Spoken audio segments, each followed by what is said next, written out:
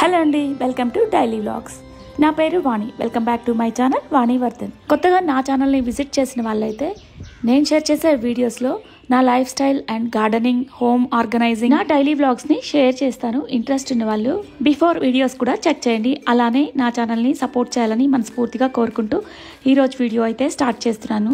ఇంకొక విషయం చెప్పడం మర్చిపోయాను. నా వీడియోస్ ఎలా అనిపించాయి కామెంట్ సెక్షన్లో షేర్ చేయండి. అలానే వీడియోస్ నచ్చితే తప్పకుండా లైక్ చేసి మీ ఫ్రెండ్స్ అండ్ ఫ్యామిలీస్కి షేర్ చేయండి. నేను షేర్ చేసే ఈ వీడియో కంటెంట్స్ మీకు కొంచెమైనా యూజ్ అవుతాయని అనుకుంటున్నాను. సో తప్పకుండా మీరు నచ్చితే కనుక లైక్ చేసి కామెంట్ చేసేయండి.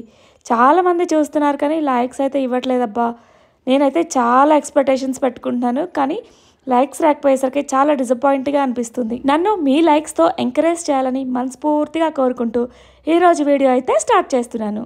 ఇక నా వీడియోస్లో రోజు స్మూతీస్ అయితే చూపించేస్తున్నాను కదా, చూసే వాళ్ళకి కూడా బోర్ అనిపిస్తుంది. అందుకని ఫ్లోలో చెప్పేస్తూ ఉన్నాను. ఈరోజు నేను చేసిన స్మూతీ వచ్చేసి యాపిల్, పైనాపిల్, క్యారెట్. ఇందులో పైనాపిల్ యాడ్ చేసాం కాబట్టి కొంచెం పులుపుగా అనిపించేసి నేనైతే హనీ యాడ్ చేశాను. ఇక బ్రేక్ఫాస్ట్ వచ్చేసి ఆమ్లెట్ దోశ వేశాను. ఒక ఆమ్లెట్ దోశ తింటేనే చాలా హెవీ అనిపిస్తుంది. అందుకని ఇంకా వెజ్జీస్తో ఇలా ఇంకొక దోశ అయితే వేసాను. ఇక ఫ్రిడ్జ్లో ఎప్పుడు స్టాక్ ఉంటాయి కాబట్టి ఈరోజు క్యారెట్స్, ఆనియన్స్ అండ్ చిల్లీస్తో దోశ మీద ఫిల్లింగ్ చేసి ఇచ్చేసాను అనమాట. మన బాడీకి మంచిగా ప్రోటీన్ అందాలంటే ఉదయాన్నే 2 eggs బాయిల్ చేసి 2 egg whites 1 yolk తింటే మంచిగా ప్రోటీన్ అందుతుంది. ఇక పిల్లలు ఎప్పుడు ఇలా ఆమ్లెట్ తినడానికే ఇష్టపడుతుంటారు. ఇక బాయిల్డ్ ఎగ్స్ అయితే కొంచెం బలవంతంగా తినిపించాల్సి వస్తుంది. ఇక మా రొటీన్ లో కంపల్సరిగా స్ప్రౌట్స్ కూడా తీసుకుంటాము. మేము రెగ్యులర్ గా అయితే ఒక స్పూన్ క్వాంటిటీతో స్ప్రౌట్స్ ని తీసుకుంటాం కదా, అలా వాడే స్ప్రౌట్స్ ని వీక్లీ వన్స్ ప్రిపేర్ చేస్తూ ఉంటాను. నెక్స్ట్ అయితే బ్రేక్ఫాస్ట్ రెసిపీస్ షేర్ చేస్తున్నాను కదా, సో మధ్యలో చాలా గ్యాప్ వచ్చేసింది. నేను అనుకోకుండా ఊరు వెళ్ళాల్సి వచ్చింది. సో అయితే ఈరోజు మా బ్రేక్ఫాస్ట్ చెప్పాను కదా, స్ప్రౌట్స్లో మంచిగా క్యారెట్స్ తురిమేసి అండ్ దోశకి ఫుల్గా స్టఫింగ్ చేసిన వెజిటేబుల్స్ ఇంకా ఆమ్లెట్ అనమాట. ఇక మా బ్రేక్ఫాస్ట్ అయితే 9:30కి ఎగ్జాక్ట్గా కంప్లీట్ అయిపోతుంది. రెగ్యులర్గా అయితే అంతకుముందు డైలీ వ్లాగ్స్ షేర్ చేస్తూ ఉంటాను కదా, చాలా బిజీ రొటీన్ అనిపిస్తుంది అబ్బా. వీడియో ఎడిటింగ్లోనే సగం టైం అయిపోతుంది. మిగతా వర్క్స్ అయితే చాలా పెండింగ్ పడిపోతున్నాయి, అందుకని స్టాప్ చేసేసాను. ఇప్పుడైతే రిలాక్స్డ్గా వీడియోస్ చేసుకుంటూ ఎడిటింగ్ చేసుకుంటూ నా వర్క్స్ కూడా టైంకి కంప్లీట్ చేసుకోగలుగుతున్నాను. సో ఈరోజు వచ్చేసి మంచి బ్రేక్ఫాస్ట్ రెసిపీని చూపించాను. అలానే ఇన్స్టెంట్గా మనం హెల్దీ మీల్ కూడా తీసుకోవాలి, అలానే డిన్నర్ కూడా. సో ఆ రెసిపీస్ని ఈ వీడియోలో చూపించేస్తాను. నాకైతే బ్రేక్ఫాస్ట్ కంప్లీట్ అయిన తర్వాత చాలా లేజీగా అనిపిస్తూ ఉంటుంది. దాదాపుగా బిఫోరే పనులన్నీ కంప్లీట్ చేసుకుంటాను. ఇంకా వంట ఒక్కటే మిగిలిపోతుంది. అది మా వారు లంచ్ టైంకి వచ్చే టైంకి కంప్లీట్ చేస్తాను. ఈలోపు ఎంచక్కా ఇలా మొక్కలతో స్పెండ్ చేస్తాను. చూసారు కదా స్పైడర్ ప్లాంట్, దాని మీద దుమ్ము ఉందని చెప్పేసి ఇలా ఊపేశాను. దాని బేబీ ప్లాంట్స్ ఊడి కింద పడిపోయాయి. వాటిని నేను చక్కగా నీళ్ళలో పెట్టామంటే మళ్ళీ మంచిగా హెల్దీగా వచ్చేస్తాయి. అలానే చామంతులు కూడా ఉన్నాయి కదా, అవైతే వడలిపోతున్నాయి అబ్బా. చెట్లేమో ఎందుకో ఎండిపోతూ ఉన్నాయి. ఒక దానిలో అయితే పూర్తిగా ఎండిపోయింది, ఇంకొకటేమో బాగానే ఉంది. వాటిని రీపాటింగ్ చేయాలి అనుకుంటున్నాను. ఇంక ఇక్కడ బాటిల్స్ చూపిస్తున్నాను కదా, ఇవి ఆయిల్ బాటిల్స్ అనమాట. సో నీట్గా క్లీన్ చేసి తడి ఆరట్లేదని చెప్పేసి ఎండలో ఆరపెట్టేశాను. అండ్ ఇంక ఇక్కడ ముద్ద చామంతి ఎంత క్యూట్గా ఉన్నాయో అసలు. వీడియో క్యాప్చరింగ్ చాలా తక్కువ అబ్బా, రియల్గా అయితే చాలా కలర్ఫుల్గా ఉన్నాయి. ఎల్లో కలర్ అయితే ఇంకా అందంగా ఉంది అసలు. ఇందాక వడలిపోయిన చామంతి మొక్కలేమో కోకోపీట్లో పెట్టున్నాయి, ఇవేమో సాయిల్లో పెట్టున్నాయి. సో ఈ మొక్కలు కొనడం ద్వారా నాకు ఒక ఐడియా వచ్చిందనమాట. సో ఎలాంటి మొక్కలు మంచిగా సర్వైవ్ అవుతాయి అనేది తెలిసింది. యాక్చువల్గా కోకోపీట్లో పెట్టినవి చూస్తే నిజంగా కొమ్మలు గుచ్చేసి ఫుల్గా బ్లూమింగ్ వచ్చిన తర్వాత కొమ్మలు కోకోపీట్లో గుచ్చేస్తే ఎలా ఉంటుంది అలా ఉన్నాయి. అయితే ఇవి ముద్ద చామంతి చూసాం కదా, అవేమో ఎంచక్క సాయిల్లో పెట్టున్నాయి. సో కోకోపీట్లో పెట్టినవి అయితే వాడిపోతున్నాయి. లాస్ట్ టైం కూడా ఒకసారి ట్రై చేశాను తీసుకొచ్చి పెంచుదామనేసి, అది రీపాటింగ్ చేసినా కూడా అసలు అవ్వట్లేదు. కానీ ఇలా ముద్ద చామంతి ఉంది కదా, white and purple and yellow colour, so ఇవైతే మనం రీపాటింగ్ చేసినా కూడా బాగా వచ్చేస్తాయి అనిపిస్తుంది. అయితే చామంతి పూలు పూసిన తర్వాత వాటిని కట్ చేసి రీపాటింగ్ చేస్తేనే మళ్ళీ తొందరగా మొగ్గలు వచ్చేసి పూలు అయితే వచ్చేస్తాయని నేను ఈ రీసెంట్గా అయితే గమనించాను. నర్సరీలో కూడా అదే చెప్పారనమాట. మంచిగా బంచెస్ లాగా వచ్చేస్తాయి. సో నేను అలానే ట్రై చేశాను నా దగ్గర ఉన్న మొక్కల్ని. అయితే ఇప్పుడు మొగ్గలు అయితే వచ్చేస్తున్నాయన్నమాట. అవి కూడా చూపించేస్తాను. నెక్స్ట్ ఇక్కడ టర్టిల్ వైన్ ఎంత హెల్దీగా వచ్చేసిందో కదా. నేనైతే ఈ బాటిల్ వెయిట్ ఎక్కువగా ఉండకుండా ఉండడానికి నేను కోకోపీట్ అచ్చంగా కోకోపీట్లోనే పెట్టేశాను అనమాట. తొందరగా పెరిగిపోయింది. ఇది ఎంచక్కా తీసుకెళ్ళి మనం ఏ ప్లేస్లో కావాలంటే ఆ ప్లేస్లో ఇంట్లో పెట్టేసుకోవచ్చు అనమాట. అయితే మంచిగా సర్వైవ్ అవ్వాలంటే ఈ టర్టిల్ వైన్ ఎంచక్కా కొంచెమైనా సన్ రైజ్ వస్తే బాగా వచ్చేస్తుంది. అంటే ఒక 1 అవర్ వచ్చినా చాలన్నమాట, బాగా వచ్చేస్తుంది. అదే ఇంట్లో పెట్టుకున్నామంటే అంత రాదు కదా ఎండ అనేది. సో కొంచెం ఎండ తగిలే ప్లేస్లో పెట్టండి. ఎంచక్కా మంచిగా బ్యూటిఫుల్ ఎన్విరాన్మెంట్ క్రియేట్ చేస్తుంది ఆ మొక్క. చాలా చక్కగా అనిపిస్తుంది. ఇంచుమించుగా 1 వీక్ పైన అయిపోయిందబ్బా నేను మొక్కల దగ్గరికి రాక. అంటే బిజీగా ఉన్నాను కదా. లాస్ట్ వీక్ అంతా కూడా హైదరాబాద్ వెళ్ళాను. తర్వాత సంక్రాంతి హడావిడి అంతా రిలాక్స్ అయిపోయిన తర్వాత ఫైనల్గా ఈరోజు వచ్చాను. డైలీ చూస్తుంటే డిఫరెన్స్ తెలియట్లేదు, కానీ 1 వీక్ గ్యాప్తో చూశాను కదా ఎంచక్కా ఎంత కలర్ఫుల్గా పచ్చగా కనిపిస్తున్నాయో తెలుసా మొక్కలైతే. సో ఇక్కడ నేను ఈ మొక్కని లాస్ట్ టైము మేము ఫ్రెండ్స్తో బయటకు వెళ్ళినప్పుడు హోటల్లో తెచ్చుకున్నాను అనమాట. సో దాన్ని రీపాటింగ్ చేద్దాం అని చెప్పేసి తీసుకొచ్చాను. ఇప్పటి వరకైతే ఒకటి నీళ్ళలో పెట్టేశాను అనమాట. అయితే దాని పేరేంటో తెలియదు అని చెప్పాను ఇంతకుముందు వీడియోస్లో. ఇంకా ఇద్దరు కామెంట్ చేశారు. థ్యాంక్ యూ సో మచ్ అండి. సో దాని పేరు వచ్చేసి ఫిలోడెండ్రాన్ ఫ్యామిలీకి చెందిందనమాట. బ్రోకెన్ హార్ట్ అంటారు. సో చాలా క్యూట్గా బాగుంటుంది. అది కూడా ఎంచక్కా అది ఎండ లేకపోయినా కూడా పెంచుకోవచ్చు అనమాట. అంటే లోపల మనం ఇండోర్లో కూడా ఈజీగా పెంచేసుకోవచ్చు. సో అలానే ఇంకా పింక్ లీవ్స్ ఉన్న సింగోనియం కూడా ఎంచక్కా చిన్న స్టెమ్మే తీసుకొచ్చాను. ఎంచక్కా పెద్దగా అయిపోయింది తెలుసా ఇప్పుడైతే. సో దాన్ని కూడా మంచిగా రీపాటింగ్ చేసుకోవచ్చు, మల్టిపుల్ చేసుకోవచ్చు అనమాట. So one of the beautiful flower అనమాట మ్యారీగోల్డ్. ముద్ద బంతి పువ్వు నిజంగా ఎంత ముద్దగా ఎంత కలర్ఫుల్గా ఉందో తెలుసా. ఇంచుమించుగా మా చిన్నప్పుడు చూసాము ఇలాంటివి. మళ్ళీ ఈ కలర్ని ఇప్పుడు చూస్తున్నాను. అంటే మా చిన్నప్పుడు నేను పెంచాను.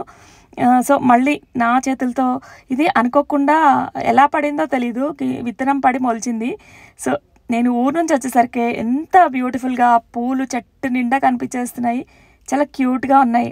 ఎంచక్కా బీస్ కూడా అట్రాక్ట్ అవుతున్నాయి ఈ ఫ్లవర్స్కి. ఇవే కాదు గార్డెన్లో ఇంకా మందార, జెరేనియం ఫ్లవర్స్, ఇంకా చంపా ఫ్లవర్స్ అవి అయితే మంచి స్మెల్ వచ్చేస్తున్నాయి. పైకి వెళ్తే గులాబీలు ఎంచక్కా ఉన్నాయో తెలుసా. అందుకే బీస్ కూడా ఎక్కువ వచ్చేస్తున్నాయి అనిపిస్తుంది.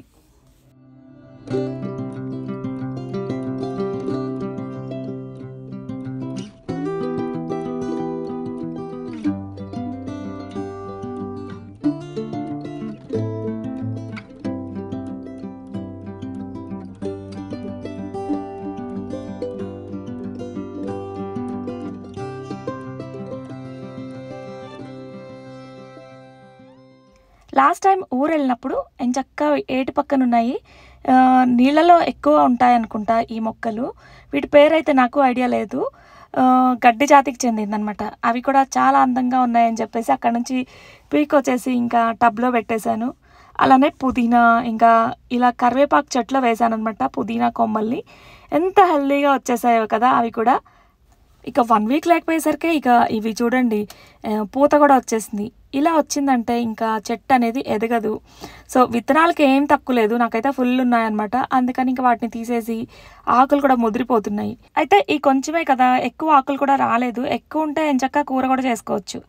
అందుకనేసి ఇంకా చపాతీలోకి మంచిగా తురిమేసి ఆకుని సన్నగా కట్ చేసి చపాతీలో చేసేయచ్చు అనేసి ఇంకా కట్ చేస్తున్నాను.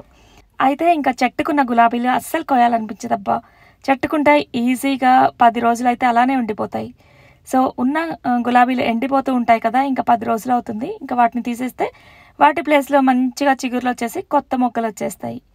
సో ఇవి వచ్చేసి రీసెంట్గా నేను వేసిన టబ్లో ఆకుకూర విత్తనాలు ఎంచక్కా వచ్చేసాయి. అందులో అయితే పాలకూర అండ్ కొత్తిమీర కూడా ఉంది.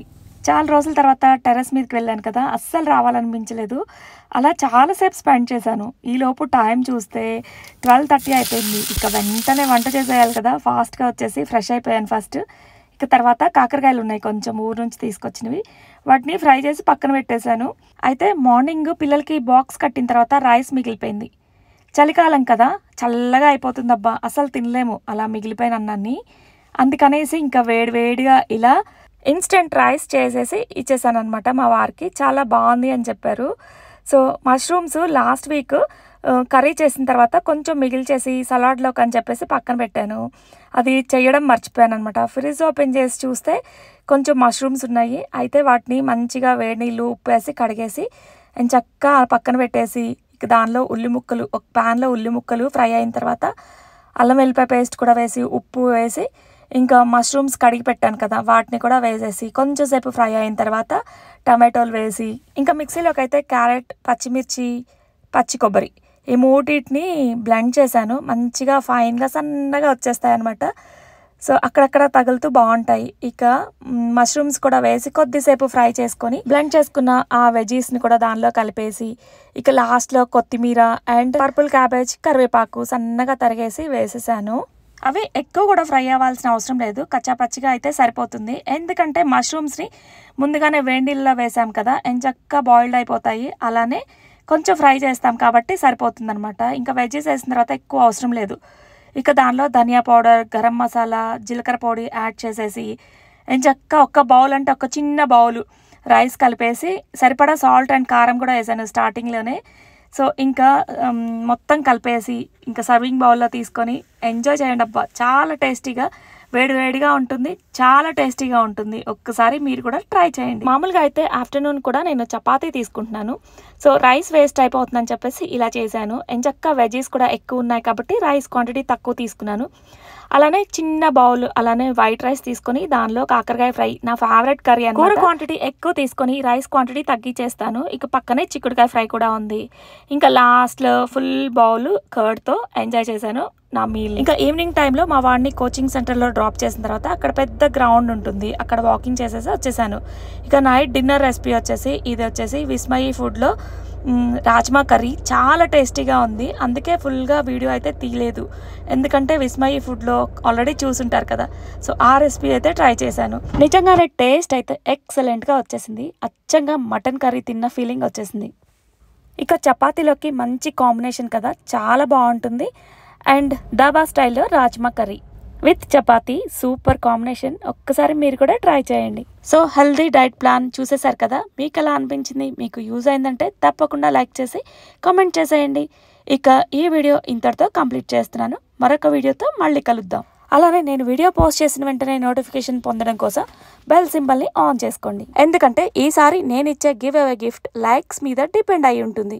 ఫస్ట్ అయితే అది ఎలానో చెప్పేస్తాను. నేను వీడియో పోస్ట్ చేసిన వెంటనే ఎవరైతే చూసి వీడియో మొత్తం మీ ఫీలింగ్స్ని కామెంట్ ద్వారా తెలియచేసి అలానే లైక్, మీరు ఏ నెంబర్లో లైక్ చేశారో అది ఆ నంబర్ని కామెంట్లో చెప్పండి. అంటే మీరు ఇచ్చిన లైక్ నంబర్ కామెంట్లో చెప్పాలి. చాలా మందికి ఐడియా రావచ్చు, వీడియో చూడకుండానే లైక్ నంబరు మెసేజ్ చేయొచ్చు కదా అనేసి. అయితే వీడియో మొత్తం చూసి మీకు ఎలా అనిపించిందో కూడా కామెంట్లో చెప్పండి. ఈసారి అయితే గివ్ అవేని లక్కీ డ్రా తీసి సెలెక్ట్ చేస్తాను. సో ముందు సెలెక్ట్ అయిన వాళ్ళు తప్పకుండా నా ఇన్స్టా పేజ్లో డిఎం చేసి మీ అడ్రస్ని సెండ్ చేయండి. సో ఇక ఈ వీడియోనైతే ఇంతటితో కంప్లీట్ చేస్తున్నాను. మరొక వీడియోతో మళ్ళీ కలుద్దాం. Thank you for watching and stay tuned.